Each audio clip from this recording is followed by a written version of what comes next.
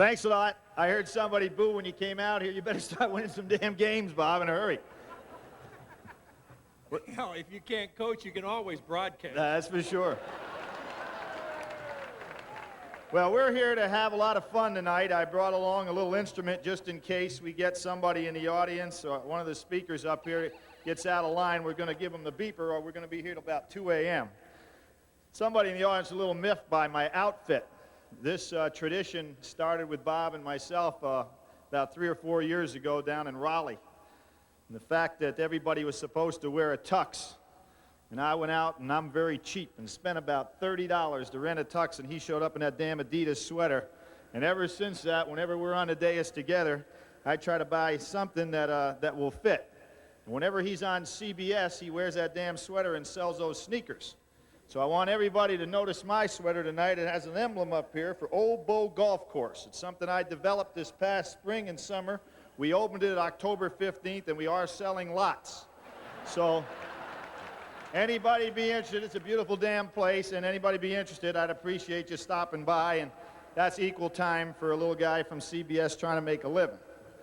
I'm happy to be here in Indiana, land of opportunity, if you're a tractor, and we had a great moment. Matter of fact, right down in front here, had a great moment a few years ago because it was that night that Louisville won the national championship, and Al McGuire made one of the great comments I've ever heard because I found out earlier in the day that Wiley Brown, who you remember did not have a thumb on his right hand, had left his thumb on a table when they were eating a pregame meal, and it got scooped up by the waitresses and they threw it in the garbage, and he arrived for the game without his thumb, and they found the thumb in the garbage and retrieved it and got it to him during the warm-ups, and I was the only one among the three of us, Al and Dick, who knew the story. And as I was telling it during the game, Enberg looked at me in disbelief because he hadn't heard the story, and he's such a great announcer that he figured it couldn't be true. And why was I bringing this up in the middle of a national game? I was kind of taken back because it was a true story, and Al said, I bet that's the best damn tip that waitress got in Indianapolis all week. So Bob and I have known each other for 30 years. During that time, there's nothing he wouldn't do for me and nothing I wouldn't do for him, and basically that's the way it's been over 30 years. He's done nothing for me, and I've done nothing for him. And we all know he doesn't get ulcers. He's a kind of a guy that's a carrier of ulcers for others. My job tonight is keep this ball rolling. We're going to have some fun. We've got a lot of fellows to speak on the dais, and we're going to start out with a fella who I'm sure all of you people are very familiar with here in Indianapolis, none other than Mark Patrick. Mark?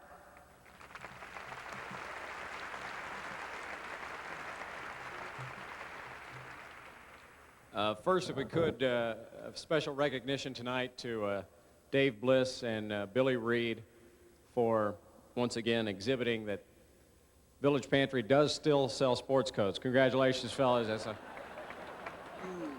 2 years ago at the Youth Links Golf Tournament here in Indianapolis, we had a lot of door prizes. And the coach, because he has a huge heart, because he is as giving and as warm as a Kentuckian sitting next to his wood-burning stove, Coach Knight won 2 airline tickets, and he said, Mark, I want to turn these back in so that someone more deserving can use them. Now, the fact that they were to Puerto Rico, I don't think had anything to do with it.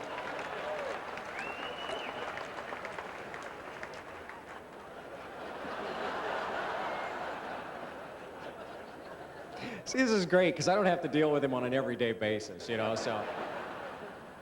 And I know he's never going to buy a lottery ticket, so I won't have to deal with him on the show. But I do have to go interview him once in a while, so I'll try and improve. We okay so far? Thanks, Coach. Now, I know several people contacted me because they heard I was going to be here tonight.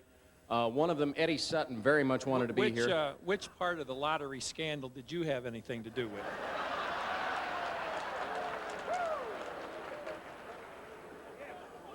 Was it mental or physical?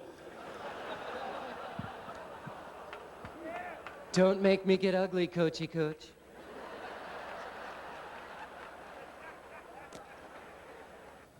But a lot of you have noticed that Coach Knight has gotten older over the last few years, if you saw some of the video clips here tonight, but he's, I think, a much happier person, and part of that is because his great wife, Karen, who I think is with us here tonight. I know many of you here are close friends of the coach, and we're very disappointed that you weren't invited to the wedding when they were married a couple of years ago. I was one of the fortunate to be at the wedding, and I thought what I'd do for those of you who weren't lucky enough to be there is I would recreate what happened that night. Karen, this is the guy that you said was hiding in the ladies' room, isn't it?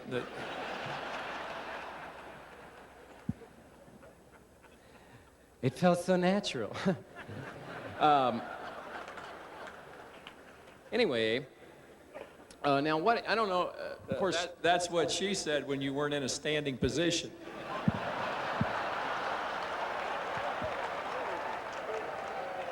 try the cake, he's here all night. But you know, Don Fisher, the voice of the Indiana Hoosiers, got married a couple of years ago, and I don't know if you're aware of this, but Don has an identical twin brother that is a Lutheran minister.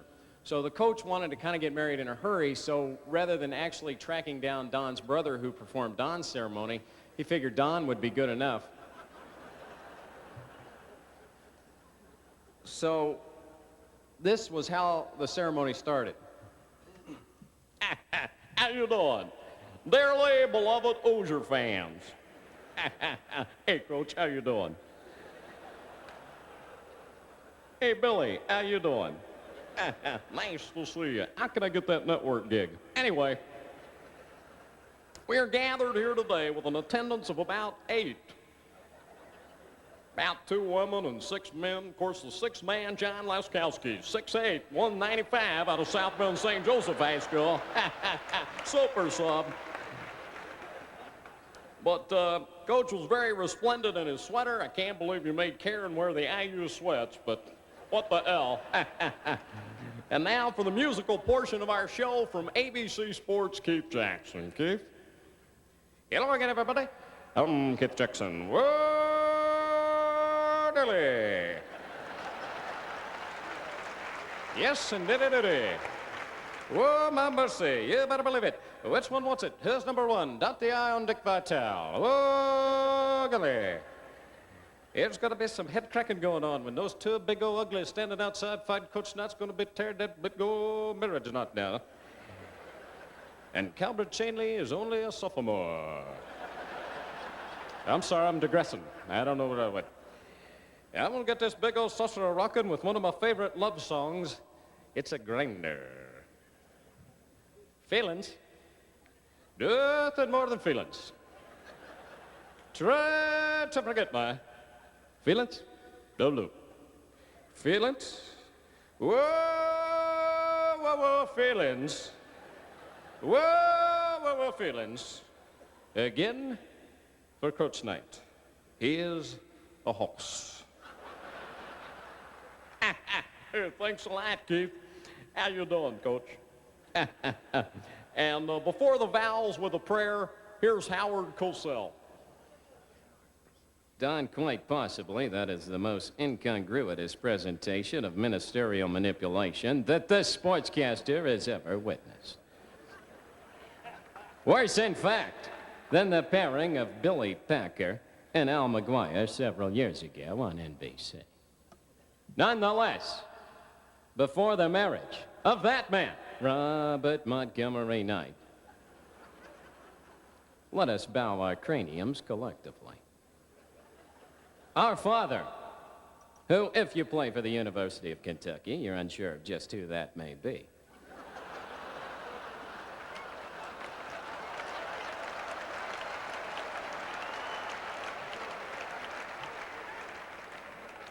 Please, we're praying. Our Father, who art in Assembly Hall, hallowed be my name. Thy Katie comes, and his jacket gets flung on the road as it is in Mackey. And give us this Damon, that talented lad. And forgive us our defensive lapses, as well as those without the floor recognition it obviously takes to be an offensive player for the Cream and Crimson. 4, lead us not into Lexington, but deliver us a title, for thine is the kingdom. In Seattle, Monday Night Football. Where the hell is that going? I'm so boring forever. Amen. Hey, thanks a lot, Howard. All right. Do you, Howard, oops, wrong guy. Do you care and take Coach Bob night? Bobby night. 6'5", 200 or so.